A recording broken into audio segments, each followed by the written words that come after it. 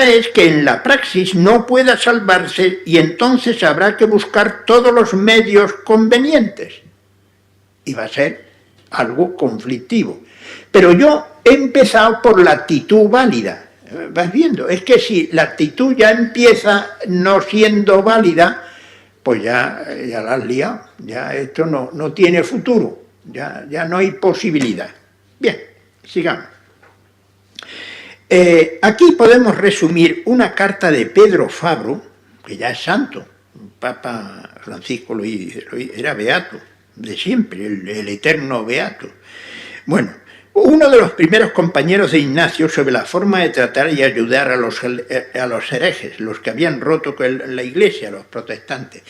La carta surge, Fabro tenía fama entre los compañeros de ser una persona con un carácter genial, que sabía tratar a todo el mundo, sabía respetar, y entonces pues le escriben los compañeros, ¿por qué no nos escribe? Porque nosotros es que metemos la pata enseguida, es que enseguida nos enfurecemos, ¿por qué no nos escribe una carta? Bueno, y al final le escribe una carta que es cortita, además es una carta un poco complicada, porque a lo mejor empieza en castellano escribiendo, sigue en latín y después termina otra vez en castellano, muy divertida, pero las ideas son una joya.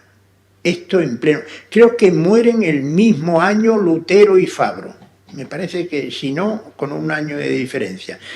Prácticamente yo creo que el mismo año mueren. Bueno, pues ahora verás la carta que le escribe, saco las ideas. Tener mucha caridad con ellos. Amigo, esto tiene que ver con el presupuesto. Yo a la persona que no quiero, voy a ver dónde le pesco los fallos que tiene y tal. Entonces, ¿qué es lo que pretendes? Te las vas a cargar. Ya de antemano te las has cargado. Tener mucha caridad con ellos y amarlos en verdad.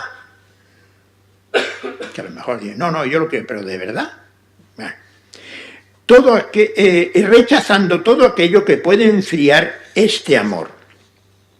Procurar que nos amen. Hombre, lo que hemos dicho, importantísimo, la reciprocidad. Cuando no hay reciprocidad en la experiencia humana, algo raro está pasando. Algo raro. De dominio, de manipulación, vete a ver. Y hay que suscitar la reciprocidad, procurar que nos amen, para lo cual pues tengo que tener un tacto, porque la cosa no está resuelta porque yo lo quiero mucho, sino que lo que tengo que conseguir es que él empiece a fiarse de mí, incluso llegue a quererme, y entonces podremos hablar. ¿Esto es así o no es así? Pregunto yo. Y ya está. Si aquí lo único que tenemos es que ir confrontándolo. Sigue, ahora verás. Para lo cual tratar con ellos familiarmente de cosas en las que coincidimos, evitando todas las que nos separan. No, pero es que tú... Bueno, pues ya, si le echas en cara el escoputinajo que le va a echar, ya no te preocupes, que aquello no va a seguir, no puede seguir. Empezar no por las ideas, sino por los afectos. Porque primero han perdido el buen sentir, no el buen creer. Todos creen en Jesús. Es genial esto. En plena ruptura del protestantismo, pues les hace caer en la cuenta, pero oye, que ellos también creen en Jesús. No está mal. No está mal la ocurrencia, el caer en la cuenta de eso. Ahora estamos con el ecumenismo, estamos en la semana, ¿no? Estamos en la semana del ecumenismo. Bueno, pues tú fíjate, este hombre en plena efervescencia de confrontación de los dos movimientos, ¿no? Y dice, bueno, pero si es que ellos también creen en Jesús. Bueno, toma ya. Bien. Si alguno no solo es hereje, sino que su vida la tiene perdida, procurar ayudarle a que deje los vicios de su mala vida y no tocar sus equivocaciones en la fe. Estas muchas veces dependen de la mala vida. Esto es verdad, muchas veces. No dice que siempre, pero bien. Recuperar la vida, la manera cristiana de vivir, antes que la fe, que todo lo que crea sea verdad. Y ahí sí nos podemos, y el otro no se va a sentir amenazado. Hacerle reflexionar sobre, bien, que en definitiva es buscar el bien del otro. no que acepte lo que yo creo que tiene que aceptar. Lo más importante es la actitud. Desde una actitud de seguridad, él dice de soberbia. No se puede caminar. Solo desde la humildad podemos escuchar. Después veremos que ahí es donde radica la palabra obedecer. Y tener paciencia. De esta forma, hasta el mismo Lutero se convertiría. Fíjate. O sea que está un poco echando en cara qué actitudes hemos tenido en estas confrontaciones que han surgido, ¿no? Bien. Por lo tanto, para aprovecharles, ves tú, siempre está el recuperar al otro. No el clasificarlo, el condenarlo, el restregarle, mal asunto, entonces no siga. Para aprovecharles, hablar con ellos solo del modo de vivir haciendo el bien, de lo que merece la pena y de lo que no. Y se equivoca quien va a ellos con autoridad y para restregarles sus equivocaciones. A veces estas frases un poco más son las que estaban escritas en latín. Y ya, bueno. Finalmente, esas personas necesitan que se les anime a buenas costumbres, a temor y amor de Dios y otras buenas. Sus problemas no están en la cabeza, sino en los pies y en las manos de su alma, en su manera de vivir. No están en lo que piensan, sino en lo que viven y hacen. La carta es una joya, muy cortita además, porque yo he sacado las ideas de los párrafos que le da. Lo que siempre habrá que pretender es que la persona, no la proposición, se salve. Que en el nosotros eclesial se traduciría en la comunión, que no rompamos la comunión. Claro, esta carta la traigo aquí porque era la ruptura que se estaba produciendo y que ya prácticamente se había producido en el cristianismo, con los protestantes por un lado y los católicos por otro. A San Ignacio le va a preocupar no tanto dar la razón a los buenos, sino ver la manera de afrontar los problemas que puedan surgir en la Iglesia sin dejar de sentirnos hermanos, evitando enfrentamientos por la verdad.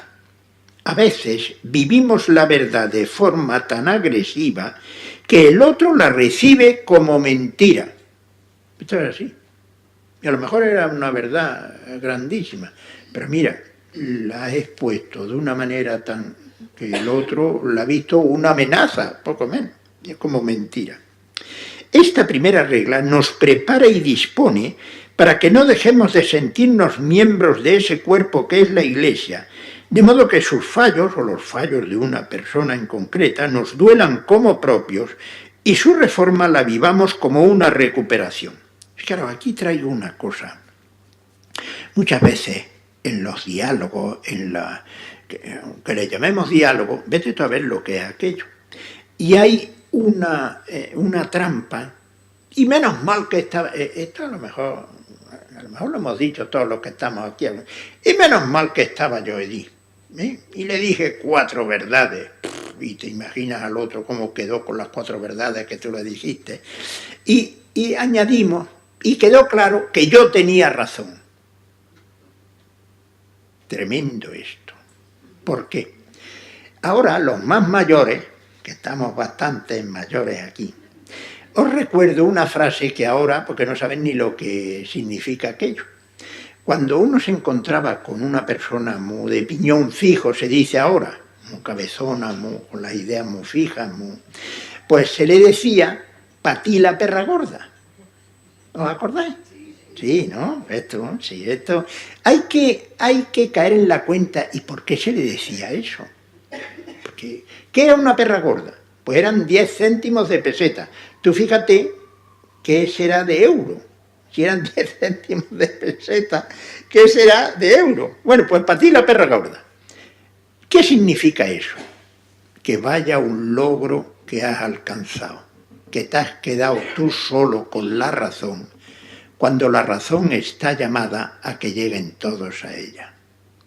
Fíjate el logro que has tenido. Y tú ya te quedas tan satisfecho porque tenías razón. Pues la has cagado. Que se dice, está bien dicho eso, ¿sí? La has cagado, sí. porque el logro es que el otro llegase a esa razón si está equivocado. Y si tú lo único que has conseguido es que yo tenía razón y te has quedado tú solo con ella, pues vaya, el fracaso del siglo. Fíjate tú el logro que has tenido. Una cosa que está llamada a que nos encontremos ahí, tú lo has hecho de tal forma y tan torpemente que solo tú es el que has llegado. Pues entonces, para ti la perra gorda. Fíjate el logro que has tenido. Nada, ha sido el fracaso mayor que has podido tener. ¿En serio esto? Ahí los dichos estos, las frases, eso había que recuperarlo y preguntarse por qué. Nada menos que eso. Sigamos. Y vamos a la primera actitud. Depuesto todo juicio. En la vida vamos haciendo juicios de todo y tenemos que hacerlo. Para eso tenemos la inteligencia. Cuando ocurre algo, todos damos nuestro parecer y hay que darlo, que a veces ni lo damos. El problema está en que no siempre estos juicios son de fiar y además podemos quedarnos con los juicios que en un momento hicimos y damos por supuesto que siempre son verdad. Esto es lo que llamamos prejuicio, juicio previo, prejuicio. Estos prejuicios no siempre son negativos, y esto es importante, también pueden ser positivos. De modo que el problema del prejuicio es que antes de yo acercarme a la realidad, ya tenía yo la foto. Y ya hasta me acerco con los ojos cerrados. Porque sabré yo cómo es sabré yo de qué pie cojea. Estas son frases que estamos diciendo todos los días. Pues ya tienes la foto, ya no tienes ni que abrir los ojos. Oye, que ya no cojea. Mira esto. Bueno, pues no, este cojea siempre, porque ya sabré yo, no. Pero atención, tan prejuicio es el negativo, que es el que chirría y es el que nos duele, y es del que hablamos siempre, como el positivo, porque los dos nos impiden acceder a la realidad. Yo tengo una persona muy idealizada, y todo lo que diga va a ser música celestial. Oye, que todos podemos decir tonterías. Y entonces lo estoy engañando si le estoy diciendo, ¡ay, muy bien! Pero si es que ahora ha dicho una tontería. Y no quiere decir que sea tonto siempre, sino que ahora la ha dicho. Y entonces si no lo quiero engañar, pues tendré que decirle, oye.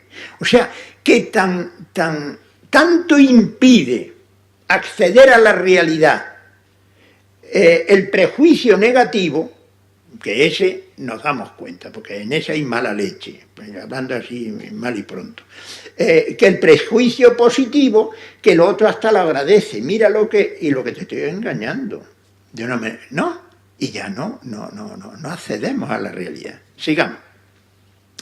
Y si no estamos dispuestos a deponerlos no es que no los tengo ahí, es ponerlos al lado, dejarlos a un lado, Igualmente son juicios previos, prejuicios, y pueden, lo mismo que los negativos, impedir que lleguemos a la realidad. Lo que tenemos es que dar respuesta a la realidad. Pero si yo la realidad ya la tengo metida en mi cabeza con unas visiones geniales y unas ideas muy claras pues ya la verdad es que la llevo dentro. No, la verdad sigue estando fuera. Y esa verdad que tú la tenías dentro, y a lo mejor la foto que tú hiciste, había ocurrido, pero a lo mejor no es eso lo que está delante. De modo que para poder, que va a ser el paso siguiente, escucharnos, no hay que dejar a un lado todo juicio previo, porque es que los tenemos, si es que somos inteligentes y hemos hecho juicios de todo. Pero este hombre es tan lúcido que te avisa, ten cuidado, y antes deja a un lado, porque si no, ya el otro le ha echado la foto y ya eso no puede. Bien, sigamos. Por tanto, aquí, al decir San Ignacio depuesto todo juicio, no es de cara a que no podamos juzgar correctamente, tenemos que juzgarlo todo y tenemos que pensar, sino para hacer posible la escucha desde el respeto. ¿Sabéis cómo defino yo el respeto? muy tontamente, muy tontamente. Cuando yo respeto a la otra persona, cuando guardo la distancia física y psíquica para que la otra persona se sienta libre frente a mí. Si yo eso puedo impedirlo, o física o psíquica. Si yo me echo encima de ti y te doy un abrazo y tú te asustas, ¿qué pasa? Que te quiero mucho, pues dímelo un poco antes porque me has pegado el susto, padre. Fíjate qué cosa tan tonta. Bueno, pues lo mismo, esa distancia tenemos que guardarla no solo físicamente, sino psíquicamente también, para que el otro no se sienta acosado y se sienta persona, se sienta libre, porque si no, ya, otra vez, no se puede dar la reciprocidad. Y no hay posibilidad allí de nada, sino que tiene... Bien, entonces... solo así podré hacerme cargo de la realidad y dar respuesta, porque si no, lo que estoy yo respondiendo es al juicio previo que yo tenía. No, si yo lo que tengo que responder es a lo que tengo delante, por eso tengo que dejar a un lado las ideas que yo ya tenía y las fotos que yo tenía de esta persona. Oye, ¿qué ha cambiado? Bien. Esta actitud va a posibilitar que el otro no quede descalificado de antemano. Claro. El juicio previo siempre deforma la realidad, o por lo menos nos focaliza el acceso a ella, con lo que se nos limita su comprensión. ¿Y qué respuesta vamos a dar a una cosa que ni me he enterado? Sino que estoy respondiendo a lo que yo ya tenía en mi mente. No hay cosa que más nos bloquee frente al otro que saber que tiene un prejuicio sobre nosotros, cuando es negativo. Porque los positivos nos encantan. Bueno, siempre debo sospechar de mi propio parecer en cuanto que puede aislarme en mi propio amor, querer e interés. Esa frase la tiene Ignacio al final de segunda semana, que es clave. Y manifestarse en justificaciones, prejuicios y críticas. Aquí conviene distinguir, atención, esto es importante, entre juzgar y corregir un fallo. Juzgar a una persona es condenarla y además lo hacemos con agresividad. Corregirla es abrirle los ojos sobre sus fallos para que caiga en la cuenta y se recupere. En la corrección no hay agresividad, sino ganas de que cambie. Jesús en el Evangelio nos prohíbe expresamente que juzguemos. Es una prohibición que no tiene excepción en todo el Nuevo Testamento. No juzguéis y no seréis juzgados. Sin embargo, tenemos la obligación de corregirnos. Bueno, pues si yo te corrijo, ya te estoy juzgando. ¿Cómo que no? Y te estoy diciendo en lo que has fallado. Y yo siempre pongo el mismo ejemplo, en las bienaventuranzas, en las que las oyeseis, alguna vez allí lo saco. Tú suponte que estamos en una cosa que hay mucha gente, y yo no veo, y me subo en el bordillo de la acera. ¿Qué va? No es el bordillo de la acera, es tu pie. Y me dice, Adolfo, ¿qué pasa? Que me estás pisando, hombre. Ay, perdona, mujer, te pido perdón y quito el pie. Bueno, ¿qué has hecho? Me has corregido fraternalmente, me has dicho, Adolfo, un poquito más rápido, pero esto es lo que me has dicho. Lo que hay debajo de tu pie es mi pie. Yo he mirado y lo he quitado. Y te he pedido perdón y se acabó. ¿Cómo se convertiría el mismo pisotón en un juicio? Pues que me dijeses, cuidado que tienes mala leche, Adolfo, de venir a pisarme que sabes que tengo un callo. Entonces ya lo que te entra ganas es buscarte el otro pie y ahora pegarte un pisotón de verdad. No es lo mismo, que no es lo mismo. Juzgar, en todo juicio hay sentencia, ¿o no? En la corrección señalo, oye, que tu pie está encima del mío. No sé cómo ha llegado ahí, pero que está, y ya está. Más conclusiones no saco. Muy importante, porque hay que distinguir. Si es que tenemos unos barullos en la cabeza que no, como si todo fuese... No, el idioma es de una precisión milimétrica. Bien, sigamos. Entonces ahí tenéis la cita, pues se trabaja esto. Pues solo Dios juzga. Este texto es una preciosidad. Este texto de 1 Corintios 4, para esto que estamos ahora tocando, ahí le dice San Pablo, 1 Corintios 4:3, dice, desde el número 1, por tanto, que nos tengan los hombres por servidores de Cristo y administradores de los misterios de Dios. Ahora bien, lo que se exige de los administradores es que sean fieles. A ti te encargan algo, bueno, pero tú cumples con tus obligaciones, tú eso lo llevas responsablemente. Y ahora sigue San Pablo. Aunque a mí lo que menos me importa es ser juzgado por vosotros o por tribunal humano. No estoy yo pendiente para comportarme de una manera u otra en si me ves o no me ves, si me vas a valorar o no me vas a valorar, no. Poco me importa ser juzgado por vosotros o por tribunal humano. Pero da un paso más. Ni yo mismo me juzgo. Ni yo mismo digo, hoy que va. Sino cierto que mi conciencia nada me reprocha. No podemos salirnos de la conciencia, pero atención a este dato. Esto, a ver si no se nos olvida, y releéis este texto y lo subrayáis. Cierto que mi conciencia nada me reprocha, mas no por eso quedo justificado. Mi juez es el Señor. A veces la conciencia pues no nos remuerde, y sin embargo estamos haciendo daño a uno, o no ha pasado eso nunca. Y le estamos diciendo, vaya, si ese lo que tenía es que besar donde yo piso. Decimos hasta cursiladas de esas. Y le estás haciendo daño. Pero no. Y no tiene conciencia de ello. Tremendo esto. Solo Dios ve en lo secreto. Tenemos que ir y no salirnos de nuestra conciencia y no hacer lo que en conciencia vemos. Pero no caer en la trampa de creer que mi conciencia agota la realidad. Como yo sé que no quería hacerte daño, es seguro que no te he hecho daño. Que te puedo hacer daño sin querer hacerte daño. ¿No te pisé a ti sin querer pisarte? Ay, no, como yo no quería pisarte, es imposible que te haya pisado. Que no, que eso no es verdad. Tremendo esto, ¿eh?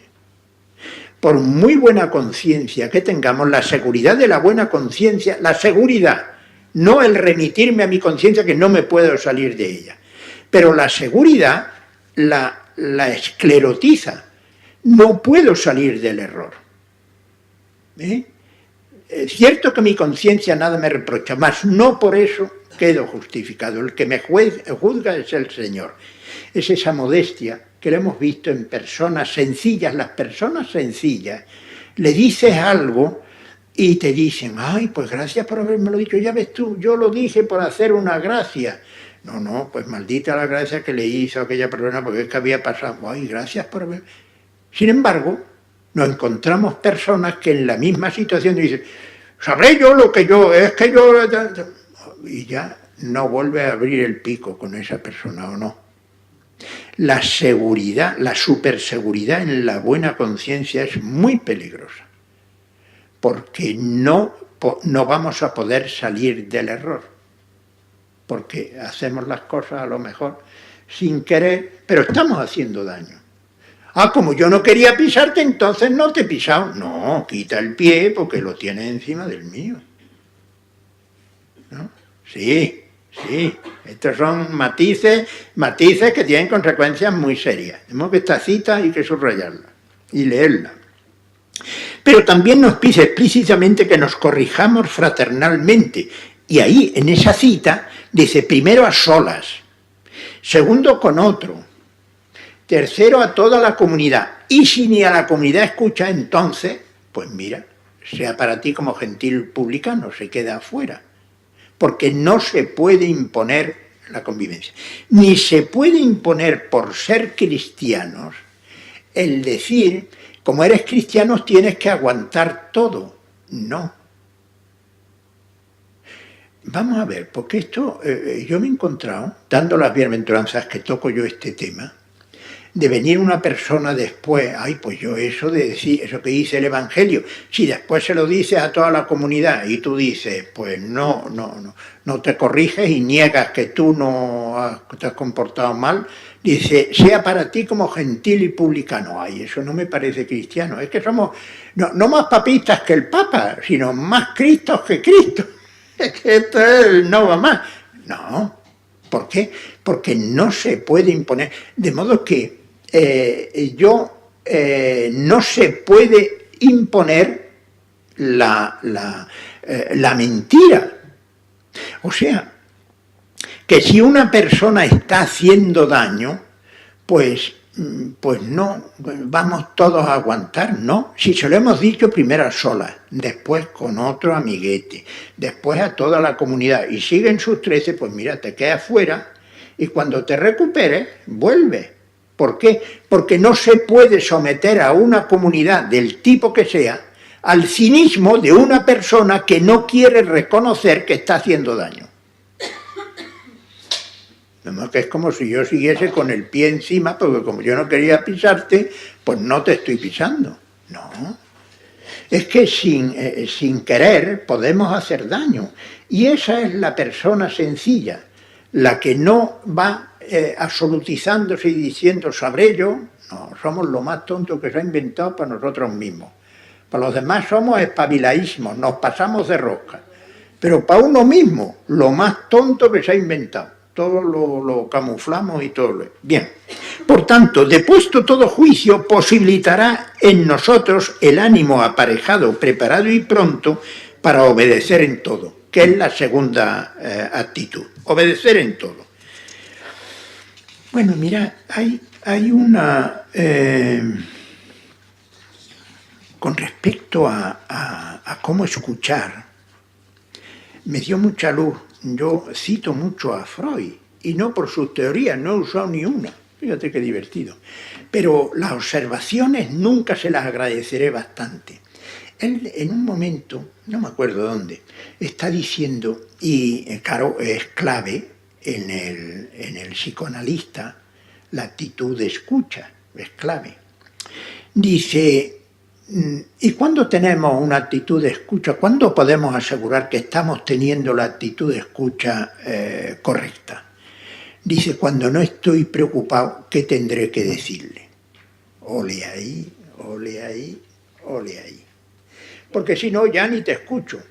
Estoy yo pensando en la genialidad, porque te tengo que decir una genialidad. Sé que a lo mejor no sabes qué decirle. Pues no le dices nada. Dice, porque si algo oportuno puedes decirle, se te va a ocurrir, pero si lo estás escuchando. Pero si estás preocupado a ver qué solución mágica le voy a dar yo, ya no te has enterado ni de lo que te ha dicho. Buen consejo, ¿eh? Buen consejo. Apuntarlo por ahí, que tiene tela marinera. Sigamos. Y ahora, obedecer en todo. Ahora. De modo que mal cartel tiene esta palabra, ya ves.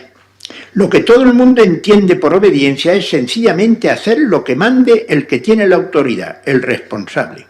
Sin embargo, si nos preguntamos por su etimología, ¿de dónde viene esta palabra? Quizá no produzca en nosotros un rechazo tan visceral. La palabra obediencia viene del latín ob audire, oír o oír atentamente, que sería la palabra nuestra escuchar. Por eso hemos insistido que el dejar a un lado nuestros prejuicios y supuestos era para poder escuchar, claro.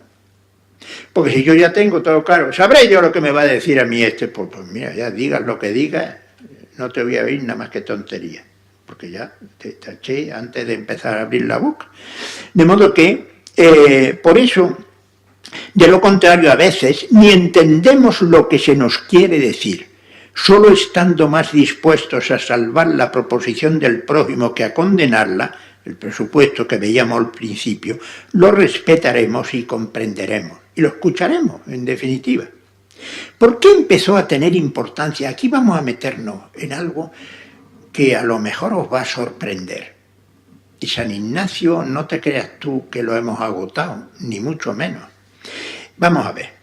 ¿Por qué empezó a tener importancia la obediencia en San Ignacio? Lo que él buscaba con su persistencia en la obediencia no era que se hiciese todo lo mandado, como en un cuartel, sino algo más profundo que apuntaba a esa unión de la que en el tema anterior hemos hablado, sintiéndose cada uno miembro del cuerpo de la compañía. Cuando hablamos de la Iglesia, pues la Iglesia es un cuerpo, y un cuerpo nadie niega esa unidad, y cada miembro no se parece al otro, pero sin embargo ahí hay una unidad que nadie pone en duda. Bueno, pues tenemos. ¿Cuándo surge? Porque en los ejercicios solo sale prácticamente la obediencia en este momento, al final. Y a lo largo de todo ese sale una o dos veces, pero no está tan subrayado. Sin embargo, en la compañía, pues San Ignacio dice que los demás religiosos pueden aventajarnos en otras virtudes, pero en esta el jesuita debía un poco lucirse, por así decirlo, ser el más... Bueno, ¿de dónde? ¿Cuándo surge el problema de la obediencia? Pues surge nada menos que cuando aquellos primeros compañeros se ponen a la disposición del Papa, y el Papa manda dos a un sitio, otros dos a otro, otros dos, ¿va? Y los esturrea por ahí. Bueno, ¿y entonces qué hacemos? Esto ya, esos amigos en el Señor que éramos, esto ahora se disuelve y de vez en cuando nos escribimos, pero ¿cómo salvar la unión en la dispersión? Y están 40 días. Entonces cada cual pensando, y después lo ponían en común, es la deliberación de los primeros padres, que se llama, un documento precioso además. Bien, entonces, pues allí es donde surge que el mejor medio sería obedecer a un responsable y después sería la obediencia, el escucharse. Fíjate, allí surge la obediencia. Pero vamos a seguir a ver qué es lo que él dice de esto. Para que de la obediencia surja unión, no puede quedarse en cumplir simplemente lo ordenado. Por eso San Ignacio hablaba de 3 niveles o grados de obediencia. Ahora veréis qué interesante es esto. De ejecución, hacer lo que está mandado. En una carta suya, que se le ha puesto el nombre de la Carta de la Obediencia, dice que esta, la de ejecución, lo de hacer exactamente lo que está mandado, no merece el nombre de obediencia por no llegar al valor de esta virtud. Toma ya, que es lo único que le interesa a cualquier responsable, que se haga y al pie de la letra lo que yo dije. Dice, pues entonces ahí nos hemos lucido. Si eso es todo lo que pretende la obediencia, que es un chantaje para que se cumpla lo que a mí se me ocurrió, pues la hemos liado. No. Tiene que pasar a otro grado. Dos más, ahora verás. Segundo grado, de voluntad. No solo hacerlo, sino querer hacerlo. Porque entonces lo haré de buena gana y lo haré con... Pero hay un grado más profundo, de juicio. Y aquí la sorpresa es que cuando habla de juicio, poco menos que es pensar como piensa el superior, ¿no? Siempre cuando él habla de en qué consiste la obediencia de juicio es sentir con lo que el superior siente. Para Ignacio sentir tiene que ver con la sensibilidad, es decir, que estamos tocando los dos la misma realidad. ¿Entendido? Y si yo consigo que toquemos la misma... Eso yo lo pongo el ejemplo. Suponeros que a mí me dice, ¿y dónde? Pues vengo de San Sebastián. ¿Y dónde teníais la charla? Bueno, pues la charla, pues una sala que tenía unos foquillos arriba y había una puerta al fondo y con un tío saliendo corriendo en caso de incendio. Y tú dices, una puerta en el fondo, lo que había era una ventana y una pantalla. Estamos en la misma habitación. Yo estoy viendo aquello y vosotros estáis viendo esto. ¿Cuál es la única solución? Que viniésemos aquí, a esta habitación, yo te sentase aquí y tú me sentases ahí. Y entonces, anda, pues es verdad, pues había una pantalla. Y tú, anda, pues es verdad, pues estaba lo que te decía, una puerta allí con un tío corriendo arriba. Fíjate qué cosa tan tonta. O sea, las distintas descripciones de la misma realidad depende de desde dónde he accedido a ella. Y entonces lo único que está llamado a encontrarnos es la misma realidad. En la realidad sí nos podemos. Es sentir con lo que el superior siente. ¿Y qué es sentir? Que lo estoy viendo, que lo tengo delante. Bueno, pero ahora vamos a seguir un poco profundizando en esto. Él sabía que cumplir algo por pura obligación de mala gana y sin ver qué sentido puede tener aquello termina por amargar a cualquiera y desde luego no crea unión. Pero el estar de acuerdo con lo que hay que hacer e ir todos a uno sí lleva a sentirse un cuerpo con los demás. ¿Por qué? Porque estamos palpando que esa es la realidad que tenemos delante y es a lo que tenemos que responder. Y aquí os cuento una cosa. Al principio no lo contaba, pero después me acordé y cuando nosotros empezamos tres, pronto fue otro más, vino otro más, pero empezamos tres jesuitas, todavía no habíamos terminado la teología, y empezamos a vivir en un suburbio que todos eran gitanos, menos dos familias, todos los demás gitanos. Bueno, empezamos a vivir allí. Entonces nos dio permiso el rector de la facultad, lo habían cambiado hacía poco, era un hombre abierto, un hombre, Ricardo Franco, después murió de repente el hombre. Y él nos dijo, bueno, pues iros para allá y yo hablaré con el provincial. Genial, sí, eso es ser rector en la concepción de Ignacio. Yo decido, porque soy el que conozco las personas que tengo conmigo, y después te lo cuento a ti, superior, pero no te tengo que pedir permiso, porque entonces sobro yo. Sí, que no siempre ocurre esto. Bien. Entonces, pues allí que fuimos. El provincial de Andalucía, que era donde estábamos, en Granada, no fue nunca. Pero entre los tres que estábamos, había un jesuita que era de la provincia de Toledo, la de Madrid. Entonces era provincial en Toledo el padre Luis González, un hombre valioso y un hombre cercano, un hombre con un gran humor. Bueno, pues ese fue allí. Y durmió una noche. Resulta que nosotros vivíamos, un gitano, el tío Jaro, nos dejó 2 habitaciones que había que pasar por su dormitorio para llegar a las 2 habitaciones nuestras. Como es natural, allí agua corriente no había, tenías que ir a una fuentecilla a por agua, tampoco había servicio. Y entonces teníamos que mear por un balconcillo que daba la acequia gorda, que allí no tenías que tirar de la cadena, aquello fertilizaba la vega. Y después, para cosas más complicadas, tenías una escalera de cuerda y te bajabas a un rastrojo que había allí. Bueno, pues allí durmió una noche, meó por el balconcillo y no le pasó nada. Y al día siguiente, lo cuento siempre porque es genial, al día siguiente yo todavía estaba terminando teología, estaba en cuarto de teología, todavía no me había puesto a trabajar. Y salíamos aquello era una fábrica de azúcar abandonada, y allí metieron en unas inundaciones, pues esto eran cerca de 100 familias. Bien, íbamos saliendo y nos dijo lo siguiente, no se me olvidará. No saben ustedes entonces nos hablábamos de ustedes, superiores y súbditos y todo. No saben ustedes lo que le agradecemos, porque han demostrado en la realidad lo que nosotros no veíamos. Pero has venido a verlo. ¿Me estoy explicando o no me estoy explicando? Tú desde tu despacho te resulta algo imposible, inconcebible, un riesgo, una profanación poco menos, yo qué sé. Pero vienes allí y ves que no. ¿Me estoy explicando o no me estoy explicando? La realidad hay que palparla y entonces es cuando podemos sentir lo mismo. Que es el grado supremo. Esto es lo que hay que hacer. Pero has venido, lo has palpado. Sigamos.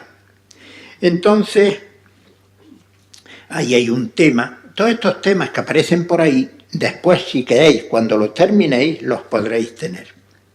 Pero ¿qué sentido puede tener la célebre obediencia ciega? Hombre, porque eso no lo podemos camuflar, que es lo que más se subraya de San Ignacio. Y él mismo da pie con imágenes tan fuertes como el bastón de hombre viejo o el cuerpo muerto. ¿Qué hacemos con eso? Porque después de esto... Por otro lado, los mayores, los más mayores, y si hay aquí alguna religiosa, y religiosos sí estamos algunos, pues los más mayores siempre oímos: el que obedece no se equivoca. ¿Habría sin más que prescindir de ambas afirmaciones o tienen cierto sentido? Vamos a ver. ¿Cuál puede ser después de todo lo dicho? A ver qué os parece. Que el que empieza por escuchar, porque si obedecer es escuchar, quien empieza por escuchar nunca se equivoca. Esto sí es verdad. Después, que era lo del presupuesto. Se ha de presuponer, todo buen cristiano ha de ser más pronto a salvar la proposición que el próximo. Pero eso no es una carta en blanco. Y que todo lo que diga, no. Entonces yo empiezo por escuchar a tope, a ver qué me dice. Ahí no me equivoco nunca. Y ese es el primer paso. Después, como no voy con los ojos cerrados, o sea que, fijaros si es verdad esto, que en esa carta que se llama de la obediencia de San Ignacio, trae unos párrafos sobre la obediencia ciega y trae algunos ejemplos de santos de estos del desierto, algunos muy cómicos, un poco, bueno, muy raros. Eso era de Polanco, que era un especialista en santos padres y tal. Y justo termina de hablar de la obediencia ciega, párrafo siguiente, la representación, pues ya no era tan ciega. Y además dice, obediencia ciega en todo lo que se ve que no es pecado, tampoco es tan ciega, porque veo, uy, esto tiene apariencia de pecado. La obediencia ciega es esa prontitud a escuchar, a empezar por escuchar. Y no imponer yo mis ideas claras, que ya las tengo bien elaboradas y sabré yo. Ahí no me equivoco. Pero eso no se ha acabado. Eso es el punto de arranque. Sigamos. Y ahora veréis. Ahora va a venir la sorpresa. Lo que ninguna... Si aquí hay alguna... Incluso en jesuitas. No te creas tú que me he encontrado yo muchos que conocieran el texto que os voy a dar. Entonces... Pero eso no quiere decir que todo esté resuelto, porque empiezo por escuchar. Como veremos a continuación, tendremos que representar repetidamente, no ya representar y ya ese es tu problema, no, para poder llegar a un mismo sentir, claro. La obediencia ciega, empezar por escuchar sin condiciones, no resuelve lo que pretende San Ignacio con esa obediencia. Y es que buscar este sentir lo mismo, que sería el grado supremo, hemos coincidido en que esto es lo que hay que responder, porque estamos respondiendo a lo que tenemos delante. Lo de Luis González, cuando se viene allí y ve aquella situación y ve que, bueno, que pues nos habéis demostrado, pero ha venido y podemos sentir lo mismo. Porque si no era más tu imaginación con lo que nosotros estábamos experimentando. Estoy explicando, si es que tiene más tela esto de la cuenta. Entonces, y es que buscar este sentir lo mismo no es fácil, y a veces no basta con deponer el propio juicio. Y en este caso San Ignacio sugiere que hay que representar, es decir, volver a presentar, eso quiere decir representar, vuelvo a presentar. Volver a presentar la propia opinión al superior cuando la primera vez no ha obtenido el resultado positivo que se esperaba.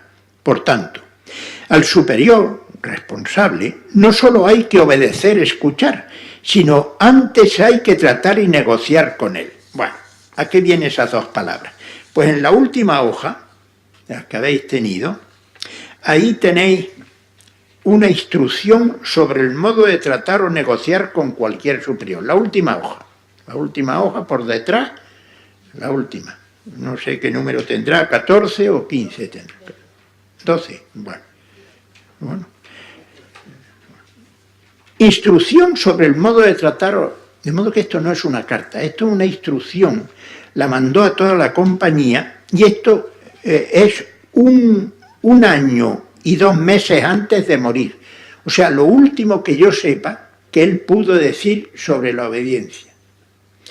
Entonces lo manda a toda la compañía y les dice que contesten si lo han recibido, porque quería que todo el mundo se enterase.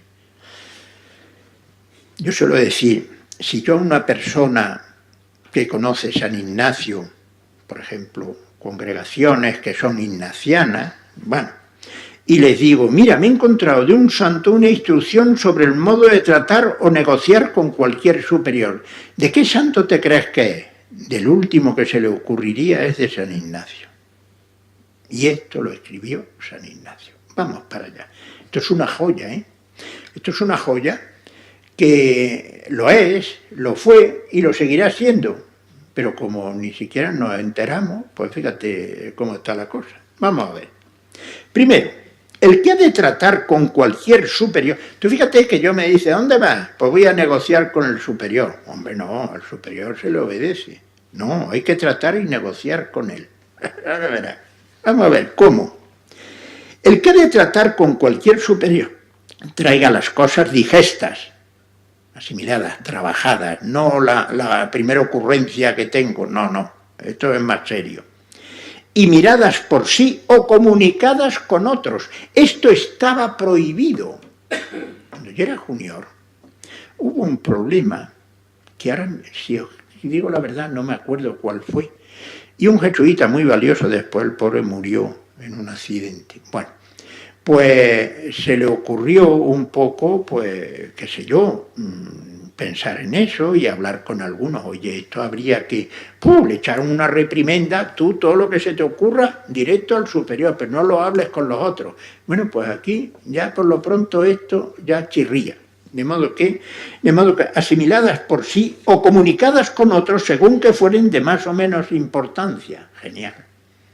A lo mejor en una ocurrencia tonta, pues lo hablo con este, oye tú, yo veo este problema, ¿sería conveniente esto? Oye, pues es verdad. Bueno, con esto, en las cosas mínimas o de mucha priesa, faltando tiempo para mirar o conferir, se deja a su buena discreción si sin comunicarlas o mucho mirarlas deba representar al superior o no. Por tanto, primer dato de la representación. No es la ocurrencia así tonta y que, pero eso, ¿qué no hacemos? No. Es algo que lo he trabajado, es algo que me he parado y que incluso que lo he confrontado con otros. Segundo, así digestas y miradas, propóngalas diciendo, como es tan detalloso, hasta te dice cómo tienes que. Este punto se ha mirado por mí o con otros, ves tú, los otros, la confrontación. Según que fuere, si has sido solo tú o que lo has confrontado con otros, y ocurríame o mirábamos si sería bien así o así. Y nunca diga al superior, tratando con él, esto o aquello es o será bien ansí, mas dirá condicionalmente si es o si será. ¿Qué quiere decir esto? La representación no es un pulso que le echas al superior, ponte ahí, venga, a ver quién puede. Es que yo le voy a dar datos que a lo mejor él no conoce y que aquello que dijo que había que hacer, pues con estos datos a lo mejor él mismo palpa esa realidad y siente el problema que hay, porque a lo que hay que responder es a la realidad, no a lo que se ha mandado. Y aquí antes de que se me olvide, porque a veces se me olviden y no está aquí, esta genialidad de Ignacio, la importancia que él da a la obediencia, ¿por qué es? Porque la obediencia, como él la concebía, que vamos un poco captando cómo la concebía, sería una alternativa a lo jurídico. Cuenta cámara que Ignacio decía que no se podía gobernar con leyes universales. Eso es genial. Todos gobiernan con leyes universales. ¿Cuál es la sustitución? Una obediencia recíproca, en escucha recíproca, que está continuamente palpando que es la realidad a la que hay que dar respuesta. Porque el reto es que acertemos en la respuesta a la realidad que tenemos delante o no. O que se cumpla lo que se dijo, pero quién lo dijo, cuándo lo dijo y qué circunstancias eran aquellas cuando aquello se dijo. Esto es una genialidad. Y todavía, a lo mejor, ni nos hemos enterado. Bueno, sigamos. De modo que no es que le digo, tienes que hacer esto, no. Mira, están estos datos, que seguro que tú no los sabías, pero es que ha ocurrido esto. Bueno, tercer paso. Así propuestas las cosas condicionalmente, no como una imposición, del superior será, siempre se ha dicho, el superior tiene la última palabra, y ahí nos quedamos, en esa simpleza, ¿no? Ahora verás la cantidad de actitudes que puede tener el superior ante esta representación. Del superior será determinar, y ahí nosotros nos pararíamos, o esperar tiempo para mirar en ella. Anda, pero si esto que me has contado yo no tenía ni idea, pero y de verdad, sí, es que ese es el problema. O remitirlas a quienes las han mirado. Ah, pues mira, yo es que esto ni se me había ocurrido, sigue tú trabajando eso, o seguir trabajando eso y me traéis un informe y a ver qué es lo que... O nombrar otros que miren en ellas, o determinen. Nos creemos que el superior, por ser superior, se convierte en un Superman que tiene todas las soluciones perfectas, habidas y por haber. Es tan pobre hombre como tú. Y entonces tiene que esperar y tiene que nombrar a otros y a ver qué es lo que hay que hacer. Esto es una joya, ¿eh? Esto es una joya. Y yo la descubrí en un cabreo. Con un superior muy inepto hay de todo en la vida. He tenido superiores geniales. Ineptos los pobres, no es mala voluntad ni nada. Y a mí siempre cuando las cosas se complicaban me daba por buscar y descubrí esta joya. Sigamos, y no ha terminado. De modo que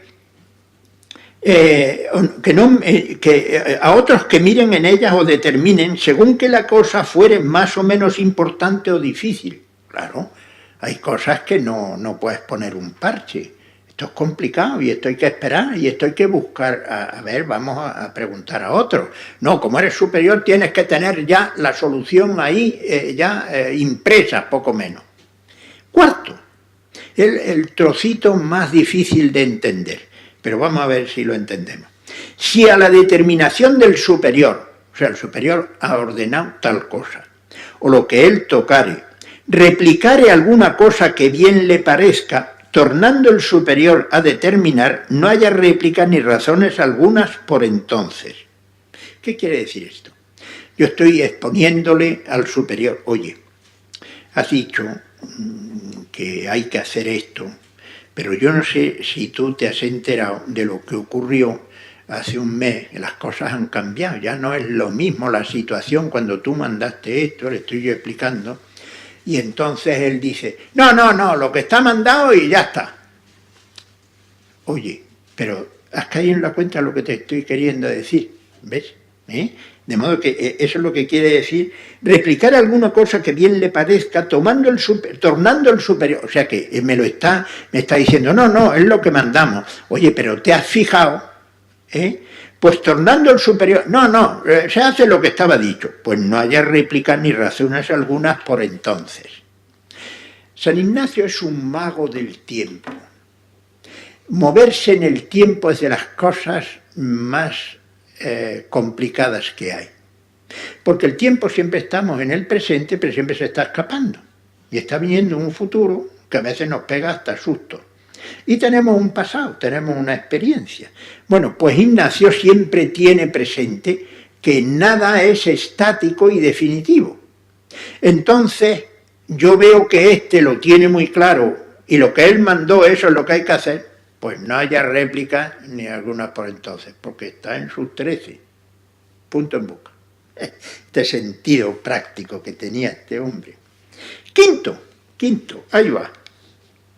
Si después de así determinado el superior, que es que yo le dije, oye, pero ¿te has fijado en esto? No, pero bueno, sintiese el que trata con él que otra cosa sería más conveniente, o le representase con fundamento alguno, no es una clarividencia del otro mundo, no. Aunque suspendiese el sentir, claro, yo no puedo sentir con el superior, porque yo estoy palpando otra cosa. Después de 3 o 4 horas u otro día, puede representar al superior si sería bien esto o aquello. De modo que ayer tuve yo ese primer encuentro con el superior, cuando yo le estaba explicando, no, pero ¿estás fijado? Nada, se hace eso, pues ya está. Entonces al día siguiente, adelante, ¿qué hace? No, que mira. Eso nunca se nos ha dicho, ¿eh? ¿O sí? Algunos aquí jesuitas, a ver, que ellos digan en su experiencia. Bien. Y dice, pero recuerda que no es un pulso. Y dice, guardando siempre tal forma de hablar y términos, claro, si te cagas en su padre, pues ya la cosa no tiene mucho futuro. Bueno, tal forma de hablar y términos que no haya ni parezca disensión ni altercación alguna, poniendo silencio a lo que fuere determinado en aquella hora. De modo que el otro sigue en sus 13 y esto es lo que hay que hacer. Bueno, sexto. Con esto, aunque sea la cosa determinada 1 y 2 veces, ya casi ha sido determinada 3, fíjate. De ahí a un mes o tiempo más largo, puede representar a sí mismo lo que siente o le ocurriere por la orden ya dicha, y de la manera como lo ha publicado. Y ahora da la razón genial. Esto hay que subrayarlo. Porque la experiencia con el tiempo siempre está presente en Ignacio. Todo es historia en Ignacio. Porque la experiencia con el tiempo descubre muchas cosas. La clarividencia que tuvo uno al principio al acceder allí no agota la realidad nunca. La experiencia con el tiempo descubre muchas cosas. Y también hay variedad en ellas con el mismo. ¿O no? Y las cosas cambian. Y a lo que hay que responder es a esas cosas y a esos problemas reales que tenemos ahí delante.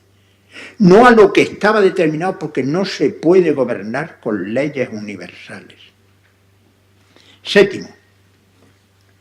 Ítem, además, se acomode el que trae, genial, es el sentido práctico y no se separa de la realidad un milímetro. Se acomode el que trata a la disposición y potencias naturales del superior, que es un pobre hombre como yo, hablando distinto y con voz inteligible, que no marrulleramente, oye, el otro ni se ha enterado, sí, haz lo que quieras, no, y claro, y a tiempos que le sean oportunos cuando fuere posible. Claro, si tú sabes que se echa la siesta, y después de la siesta está con un carácter terrible. ¿A qué fuiste después de la siesta? Si tú sabes que a media mañana se toma una cervecita y está eufórico, ¿por qué no lo invitas a la cervecita y se lo propones entonces? Esto es una joya, ¿eh? Esto es una joya. Entonces, ahora, y seguirá siendo una joya. Y solo para la compañía de Jesús. Para cualquier estructura, bueno, podríamos mandársela a más de uno, ¿no? Bien, sigamos. Entonces ahí explico un poquito más. Entonces, el representar, me salto eso en que aludo a la instrucción que acabamos de leer, como lo hemos leído, pues vosotros. El representar, que hoy lo llamaríamos diálogo, supone presentarle al responsable las dificultades y problemas que hay para hacer lo que ha dispuesto y sugerirle otras posibles soluciones. Este es otro problema. Hay personas que van tirándolo todo, pero no proponen nada. No proponen nada. Pues un esparadrapo en la boca te vendría de miedo. Porque si solo vas tirando y no ofreces qué es lo que se podría hacer, pues más vale que te calles. ¿Entendido o no? Bien. Entonces, y esto no para que se haga lo que uno propone, sino para que el responsable pueda tener más datos y acierte con lo mejor. Porque una obediencia sin representar lo que es mala leche. Pues vamos a hacer eso y verás tú la que se va a liar. Pues eso no es obediencia, eso es mala leche. tú tienes que, si estás cayendo en la cuenta, mira lo que puede ocurrir. Ahora, esto es más complicado que la simpleza de lo que han mandado, pues, peor para él. No. Ahí no te estás sintiendo un cuerpo con el otro. Y esto no para que se haga lo que uno propone, sino para que el responsable pueda tener más datos y acierte en lo mejor, porque el acierto estará en que se responda correctamente a la realidad, no que se haga lo mandado sin más. Entonces, en este sentido es donde yo digo que la obediencia es una alternativa a lo jurídico. La importancia que da Ignacio a la obediencia es porque puede sustituir. Le escribían a miles de kilómetros, ya ves tú, a la distancia que murió Javier. Bueno, pues le escribían a estas personas muy dependientes que tienen que decirles lo que hay que hacer, ¿eh? Y bueno, pues no saben. Contestación de Ignacio, siempre lo mismo. Vos que estáis a pie de obra, sabréis lo que hay que hacer y me informáis, pero yo no estoy allí, yo que sé lo que hay que hacer. Perfecto. Ah, bueno, no lo he dicho. Esto es el número 7, tiene 7 párrafos, son 14 la carta. Los otros 7, ¿de qué tratan? Tratan sobre cómo escribir, de qué cosas informar. Fíjate qué caso. Todo dando vueltas a que nos enteremos de la realidad que tenemos delante y que así podamos responder a ella, no a planteos y a supuestos proyectos que yo me he imaginado en mi cuarto. ¿Vete tú a ver? No, es una alternativa a lo jurídico.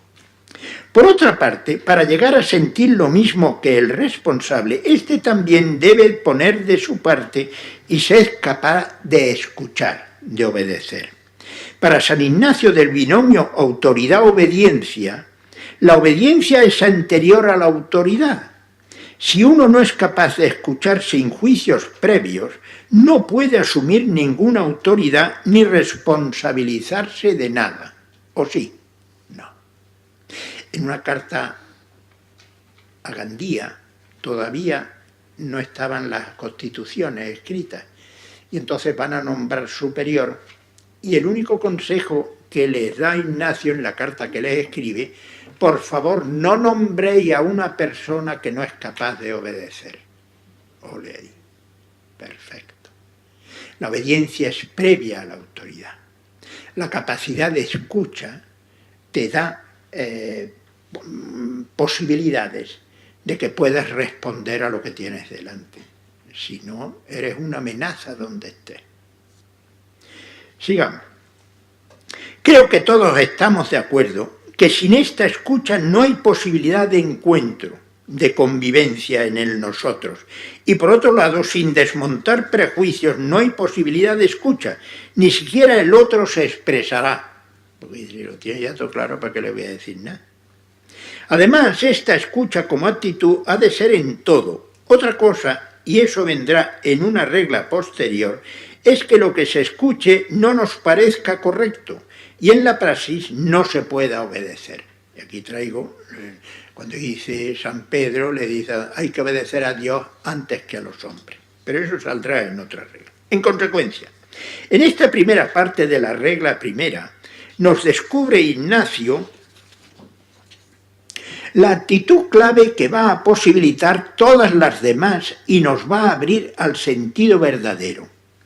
Esta actitud consiste en dos partes en los que uno siempre es anterior al otro.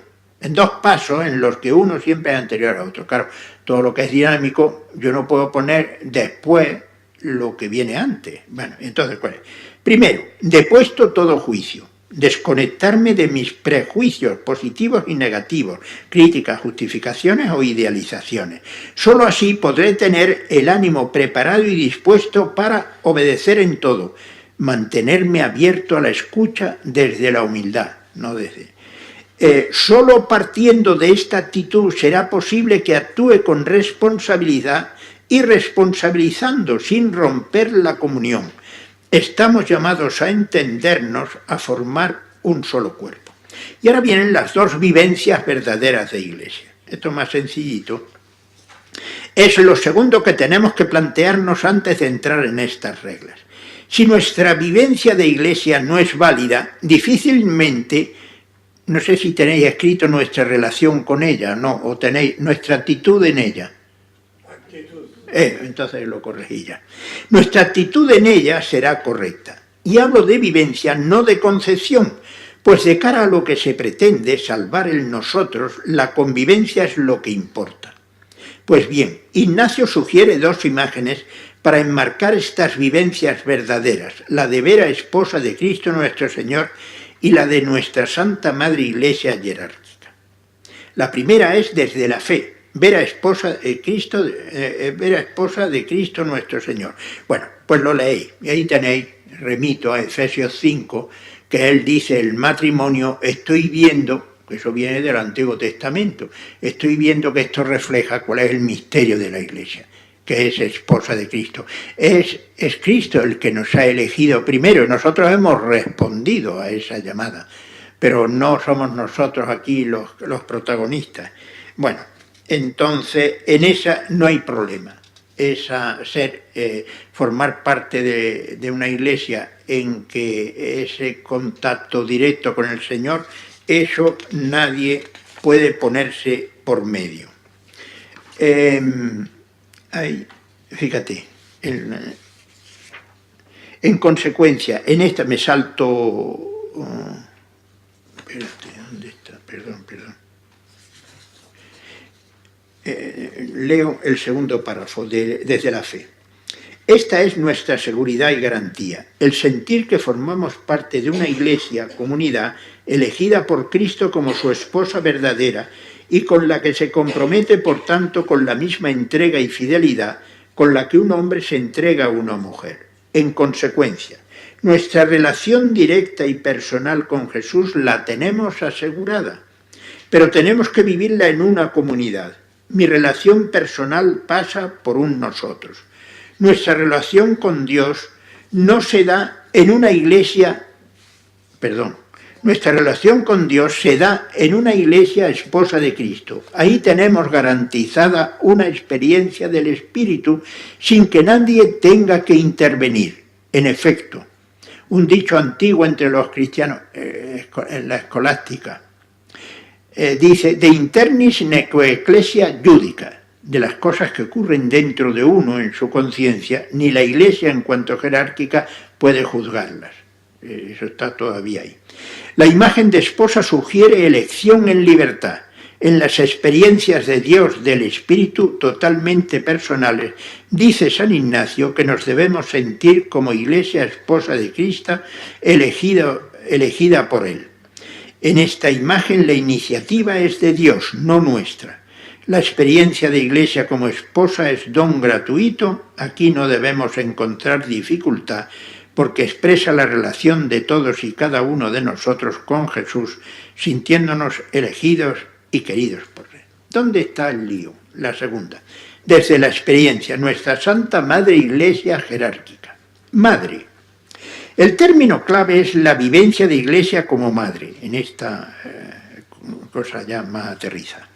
Esta idea de ver la Iglesia como madre nuestra no sale en la Sagrada Escritura explícitamente, indirectamente, propiamente sí.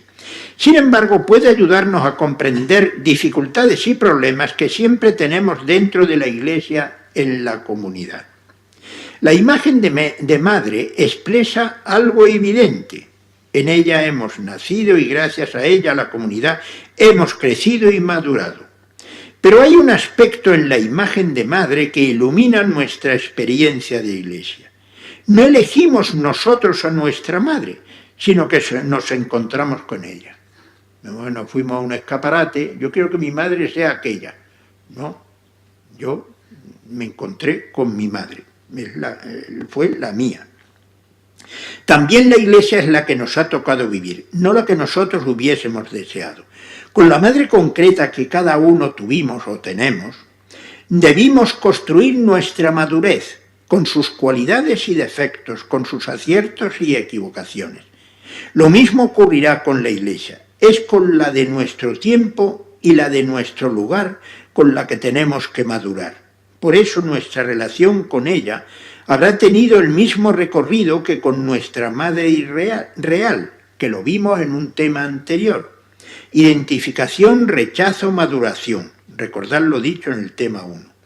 En este sentido, Ignacio destaca 3 maneras de vivir los fallos o equivocaciones de la Iglesia. Desde fuera, rechazándola sin más y rompiendo con ella. Actitud adolescente, que San Ignacio abordará en la regla 10. Desde dentro, idealizándola y cerrando los ojos a sus fallos.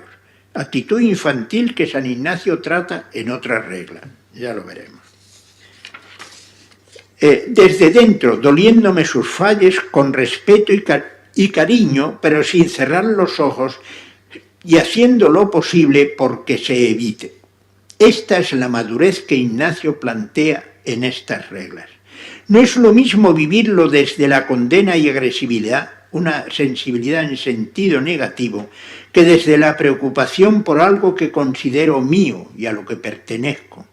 Sufriré por un fallo de mi madre, pero más aún me preocupará el que no vuelva a repetirse, una sensibilidad en sentido positivo de recuperación. Dice que esta madre es nuestra. Hay otro aspecto sugerente en la imagen de una madre de familia numerosa, como es el caso de la Iglesia.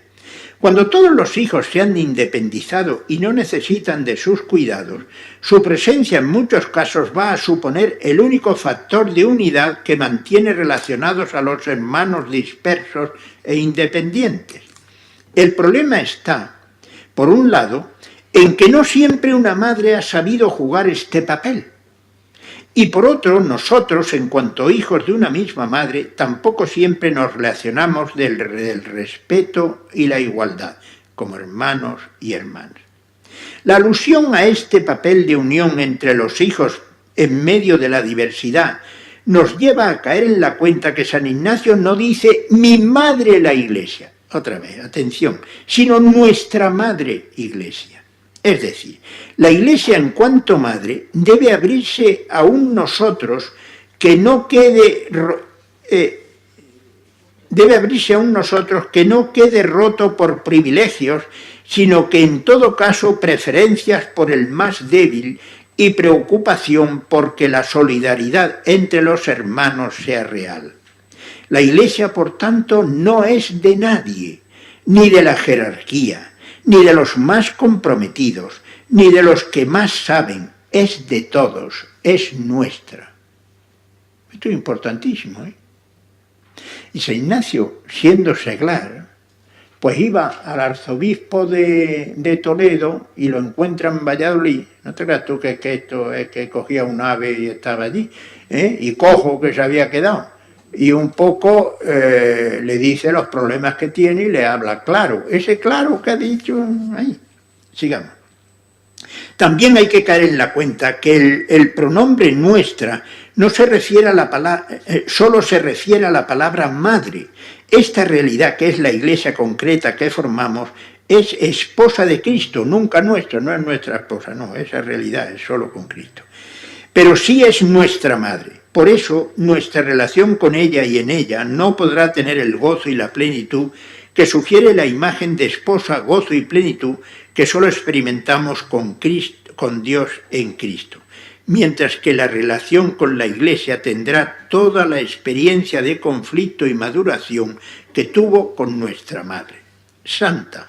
Por otro lado, se nos recuerda que esta Madre nuestra, con todos sus defectos y problemas, es santa, no por méritos propios, sino porque en cuanto esposa de Jesús, que Jesús la ha elegido, está llamada a salvar y recuperar en medio de sus fallos. Y en este nosotros, Iglesia, no hemos tenido la iniciativa, pero sí tenemos pendiente la respuesta. Jerárquica. En el tema 2, vimos que la Iglesia empieza después de la resurrección de Jesús con la venida del Espíritu Santo. En la medida que van muriendo los que vivieron con Jesús, los apóstoles van sustituyéndole a otras personas. Bueno, pues eso es el sentido del Papa, de los obispos y de los curas. Estos sucesores de Pedro y los apóstoles tienen que cuidar de la comunidad y configuran lo que San Ignacio va a llamar jerarquía, en una iglesia que la formamos todos. Ahora bien, atención a esto, este es el párrafo que quiero destacar. En estas reglas nunca habla Ignacio de la jerarquía de la iglesia, sino de una iglesia que es jerárquica, que no es lo mismo. Para más evidencia de lo que queremos resaltar, tenemos el dato de que en las 18 reglas San Ignacio no alude a los obispos ni siquiera al Papa, es que no sabe la palabra, siendo este el problema fundamental en el protestantismo de cara a la Iglesia. De modo que, y no sale la palabra Papa, y hay una cita por ahí curiosa. ¿Por qué? Porque únicamente que la Iglesia, como toda comunidad, todo grupo humano, tiene una estructura, tiene una jerarquía, pero lo fundamental no es esa estructura. Tiene estructura y tiene responsables porque hay fieles. Y aquí vamos a encontrarnos con la dificultad mayor en nuestra forma de estar en la Iglesia. Dios siempre elige primero al pueblo, una comunidad, y luego busca unos responsables que la sirvan. Dios escucha al pueblo de Egipto y después elige a Moisés. No elige a Moisés y le busca un pueblo. No, hay que mirarlo por su orden. Por eso Ignacio nos recuerda que la Iglesia es jerárquica. Para él lo importante es la Iglesia, no el Papa ni los obispos, por lo que no cae en la trampa de identificar Iglesia con jerarquía. Por otra parte, veíamos en el tema 1 que todo grupo humano, como la Iglesia, necesita de una autoridad, de unos responsables que vayan decidiendo en los conflictos y avisando en las posibles equivocaciones. Bueno, ahí tenéis una nota. Me he saltado otra nota, pero como es largo la leéis. Pero esta autoridad en la comunidad de los que creen en Jesús no puede ser como la de los príncipes de este mundo. Esto ya lo vimos. Pero no ha de ser así entre vosotros, entre los que gobiernan las naciones, las oprimen con su poder, pero no ha de ser así entre vosotros, sino el que quiera ser el mayor sea vuestro. Y por eso el Papa se llama a sí mismo servidor de los siervos de Dios. Y esta autoridad, la jerarquía, tiene dos tareas: anunciar el Evangelio, ayudando a que la fe se conserve y crezca, y posibilitar la unión. Estas tareas se encomiendan a los que se han ordenado, pero esto no quiere decir que ellos vivan siempre y en todo momento lo que dicen. Como ocurre a cada uno de nosotros, que no hacemos lo que decimos.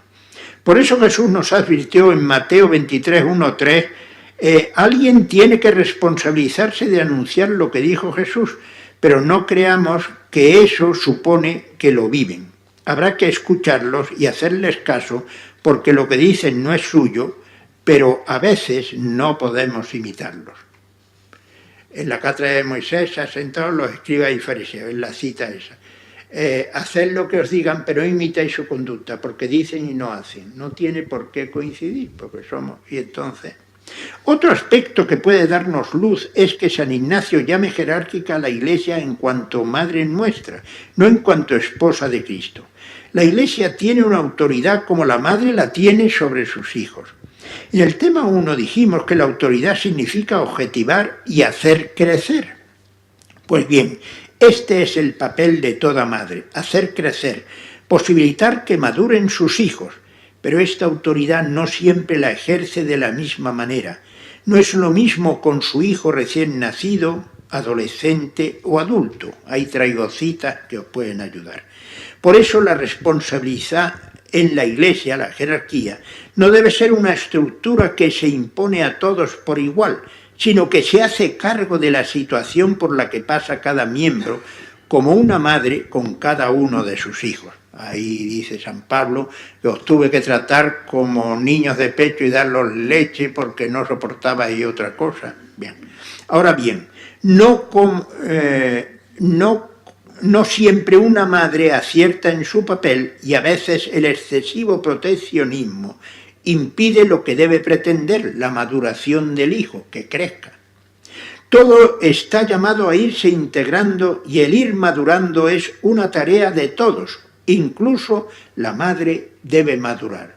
Aquí estaréis alguna madre que otra y estaréis de acuerdo. En conclusión, en la regla primera San Ignacio ha planteado la condición sin la cual no es posible sacar provecho de todas las demás reglas que van a venir después. Sin tener en cuenta lo dicho en ella, difícilmente entenderemos las siguientes. Es el punto de arranque para poder aplicar las reglas de la Iglesia a la vida de cada uno, porque son las que van a posibilitar la convivencia y después esa idea de Iglesia no confundirla y no asustarnos de los conflictos. Pues ya está, vámonos, ya está bien, hoy es la más larga. Pero mira, pues habéis tenido valor con el mal día que hace, pues a la que hay que felicitar a vosotros. Creo que estamos equipados para poder seguir el resto del... Vuelvo el mes que viene. El mes que viene.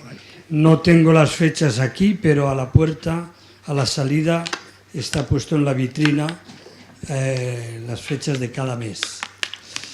Y si hay alguna pregunta, para dar la ocasión de que se pueda preguntar o comentar algo rápidamente, le podemos dedicar unos minutos. ¿Alguien quiere decir algo? Hay agotaico, de modo que a descansar. El tema siguiente es muy cortito, sin embargo vamos a ver 9 reglas. Y hoy con una, fíjate, todo lo que había. Pero entonces preguntáis lo que se os haya ocurrido, aunque sea de hoy, lo preguntáis el próximo día, pues será más corto, bastante más corto. Bueno, buenas noches a todos. Buenas noches a vosotras.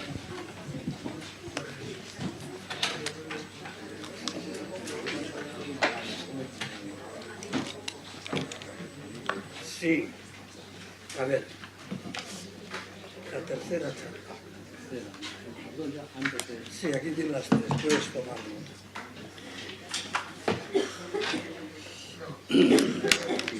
Bueno, estas ya estaban, me parece.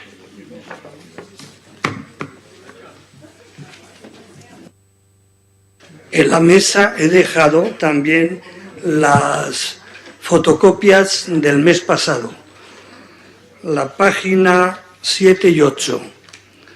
Hoja 7 y 8. Son 4 páginas. 2 hojas, 4 páginas. Y el que esté interesado en conocer el enlace online para escuchar las 3 charlas que están ya grabadas en audio, puede pasar por aquí para tomar nota.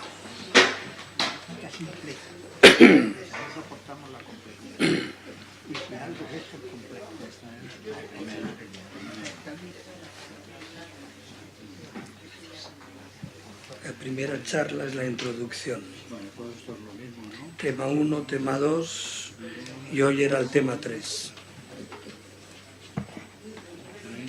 Sí, lo que cambia es el número final.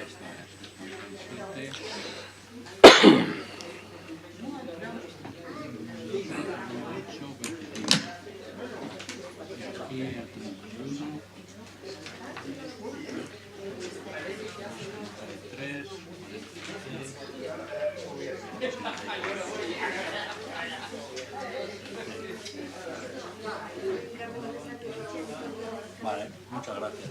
Bueno, de nada.